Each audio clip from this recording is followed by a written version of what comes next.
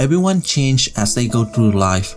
How they express love can be very different now compared to the past and the future. A lot of times, things can get lost in translation, and you may think that you are expressing your love out, concern, or appreciation towards someone. But that's not always the case. If both sides are not on the same wavelength. I am sure that you have heard a story or know someone like this before. A nice, responsible, and hardworking husband who always provides for the family. However, his wife was completely unhappy, and he could not understand why. According to the 5 love languages, the reality is that they both spoke 2 different love languages. The husband, who woke up early and got home late from slaving away at his job to provide for his family, believed in the act of service, where he expresses his love through action by providing and running errands, fixing things, and taking care of his wife. However, the wife valued quality time, in which she believed that her time together at home with her husband is more valuable and important as a couple. The whole idea is that these 2 people do love each other, but they are speaking in 2 different love languages. The 5 different love languages based on the popular book by Dr. Gary Chapman. It is important to understand that the 5 love languages are not the holy grail of love expression, because there are so many different variables that go into the relationships.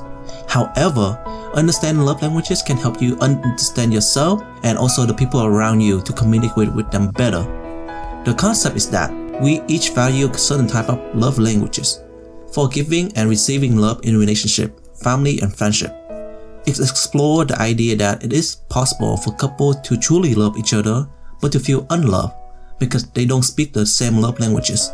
It is important to recognize and to understand what you value and how to express your love. The first love language is words of affirmation, where the idea is that sometimes words can speak louder than actions. For people who value words of affirmations, they face a lot of values in the words that say to them. They want meaningful things to be said to them to make them feel good. For example, words of encouragement, compliments, and appreciation really make a person's day. If a wife's love language is words of affirmation, hearing the words "I love you" daily from her husband is very important to her. Insults, criticize, and demanding words are especially hurtful to people who express love through words of affirmation. Love language number 2, acts of service, which in this case just mean actions speak louder than words. So if somebody does something for you, even if it's something really small, you will be very happy about it. Example of acts of service could be anything from washing dishes, taking out the trash, cleaning, cooking breakfast, fixing problems, running errands, and etc. People who speak this love language express their love by doing things for their loved ones.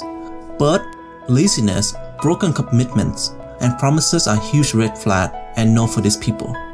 Love language number 3, receiving gifts, which means you feel most loved when you receive a gift, and that doesn't mean you're greedy.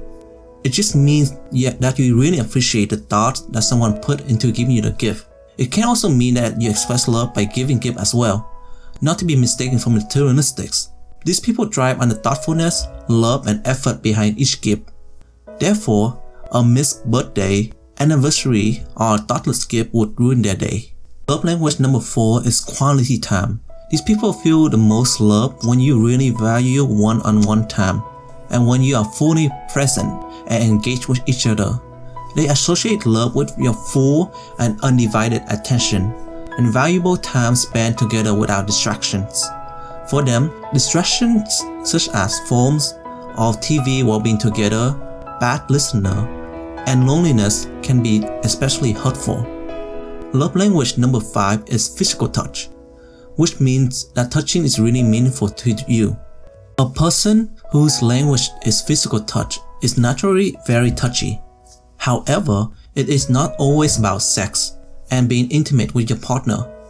Even in simple acts of physical contact are important to this type of people. Simple affection like hugs, kisses, or simple touches on the arm, shoulder, or face can be many ways they express love. For them, neglect and abuse are detrimental. For a healthy relationship, understand each other's disposition and love language expression. Realize that there will be a slight differences in how one wants to give and to receive love. Personally, for me, I am a quality time person, but I also express love through act of service too. Does this mean I have to be around people who have the same disposition and say the same love language as me? No, it is just mean that I had just got to know the other person better and understand that the way I express love might not be the ideal way to show how I care because their love language might be different than mine.